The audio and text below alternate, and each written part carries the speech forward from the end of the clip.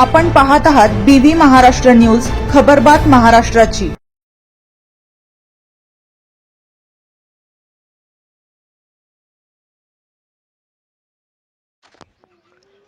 घाटनांदूर ग्रामपंचायतमध्ये शांतता समितीची बैठक, ईद उत्साहात साजरी करण्याचे आवाहन।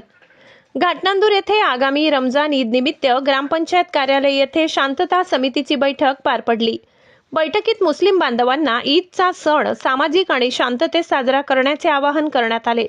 सरपंच महेशप्पा गारठे, तंटामुक्ती अध्यक्ष मुक्तार शेख, सलाम कुरेशी, उमर शेख, अतुल जाधव, सुरेश ताटे, दत्ता शिंपले, सिद्धेश्वर जाधव, पत्रकार महेंद्र गोदाम, पत्रकार कैलास मिसाळ, बालाजी अहमद, अमजद शेख, जलील शेख यांच्यासह अनेक मान्यवर उपस्थित होते।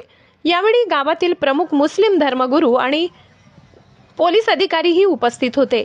ईदच्या नमाजाच्या वेळी कोणताही अनुचित प्रकार घडू नये यासाठी चोख पोलीस बंदोबस्त ठेवला जाईल, असे अंबेजोगाई ग्रामीण पोलीस निरीक्षक मुरलीधर खोकले यांनी सांगितले।